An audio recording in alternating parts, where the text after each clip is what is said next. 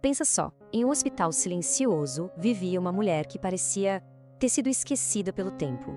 O nome dela era Rose Haw, ela tinha 63 anos. Mas, na verdade, por mais de 2 décadas, era como se a vida dela estivesse em pausa. Movimentos lentos, um olhar distante, um corpo que estava quase congelado por uma doença. Até que um dia, algo completamente inesperado aconteceu. Um medicamento entrou em cena. E com ele não veio apenas o movimento de volta, não. Vieram canções antigas, gírias lá dos anos 1920, risadas que pareciam ecoar de uma outra época. A Rose não estava apenas melhorando, ela estava voltando no tempo. Hoje, a gente vai entender como a levodopa transformou o cérebro numa espécie de máquina do tempo e o que isso revela sobre as memórias que a gente carrega, mesmo aquelas que achamos que já foram embora para sempre. E para a gente ter uma ideia do tamanho disso tudo, dá uma olhada nessa linha do tempo. A Rose desenvolveu essa condição com 18 aninhos. E por 24 anos, ela viveu num estado que os médicos chamavam de transe quase contínuo. Imagina só, mais de 2 décadas num silêncio profundo, basicamente presa dentro do próprio corpo. E então, aos 63 anos, a ciência aparece com uma chance, um verdadeiro ponto de virada, que prometia, quem sabe, libertar ela dessa prisão. E o medicamento era a levodopa. No começo, os resultados foram, milagrosos. A levodopa libertou a Rose do parkinsonismo, permitindo que ela se movimentasse e falasse quase que normalmente pela primeira vez em décadas. Parecia um final feliz, né? Só que a história não acaba aí, não. O despertar do corpo foi só o começo. Aquele remédio abriu uma porta no cérebro da Rose. Mas ninguém fazia a menor ideia do que tinha do outro lado. E o que veio foi uma verdadeira torrente, uma inundação de memórias tão vivas, tão intensas, que pareciam mais reais do que o próprio presente dela. E o mais impressionante não eram lembranças vagas, eram coisas super específicas, canções bem atrevidas que ela ouvia em boates, piadas de revistas da época, gírias que ninguém mais usava. De repente, ela começou a falar e a se comportar como uma jovem melindrosa dos anos 20, sabe? A era da juventude dela, um tempo que estava ali adormecido por mais de 40 anos. E essa frase da própria Rose mostra o choque que foi para ela. Ela estava tão surpresa quanto os médicos. Era como se uma versão mais jovem dela mesma tivesse, do nada, assumido o controle, trazendo junto todo o universo cultural que deveria estar perdido no tempo.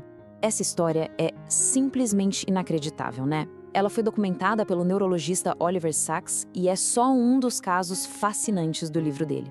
Se esse assunto te pegou, o link para o livro O Homem que Confundiu Sua Esposa com um Chapéu tá aqui na descrição, vale muito a pena.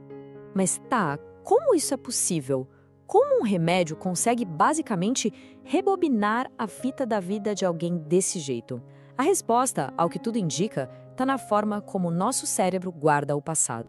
O termo que o Sacks usa para isso é reminiscência forçada. E a palavra-chave aqui é forçada. Isso não era nostalgia. A Rose não estava escolhendo se lembrar. As memórias estavam invadindo, tomando conta dela de um jeito incontrolável. Tudo isso impulsionado por uma ativação química no cérebro. Esse quadro aqui ajuda a gente a entender a diferença. De um lado, a gente tem a desinibição, que é tipo o que rola na nostalgia comum. É uma lembrança mais suave, que a gente até busca. Do outro lado, tem a excitação, e aí o buraco é mais embaixo. É uma ativação direta, poderosa, de circuitos de memória que estavam quietinhos lá. A levodopa, assim como crises epiléticas, funciona como um interruptor, ligando essas memórias com força total. E isso nos leva para a teoria central do Sacks. As memórias não se apagam de verdade. Elas são gravadas de forma permanente, quase como faixas num disco de vinil. A maioria delas fica em silêncio, adormecida, mas nunca desaparecem. Elas só ficam ali, esperando a condição certa para serem tocadas de novo. A história da Rose é a prova viva disso. A prova final, o checkmate dessa teoria, veio quando os médicos tiveram que mexer no tratamento. A agitação da Rose estava ficando intensa demais. E aqui a gente vê a conexão direta, causa e efeito. Quando eles diminuíram a dose de levodopa, algo impressionante aconteceu. Aquele caminhão de memórias parou, tão de repente quanto começou. Num piscar de olhos, as canções, as piadas, a jovem dos anos 20, tudo sumiu. O passado foi desligado, provando que era a excitação química do remédio que mantinha aquela porta aberta. O eco da juventude foi silenciado de novo.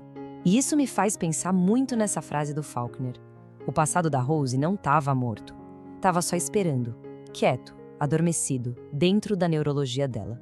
A história de Rose não é só um relato clínico curioso. É um lembrete muito poderoso de que a nossa memória não desaparece fácil assim. Ela pode ficar em silêncio, sabe? Pode ficar adormecida, mas ela continua fazendo parte de quem a gente é. Quando a levodopa abriu essa porta, o passado não voltou como uma lembrancinha distante. Não. Ele voltou como uma presença viva, pulsante. E aí talvez a grande pergunta que fica é essa. Se as nossas memórias moldam a nossa identidade, o que acontece quando elas despertam todas de uma vez?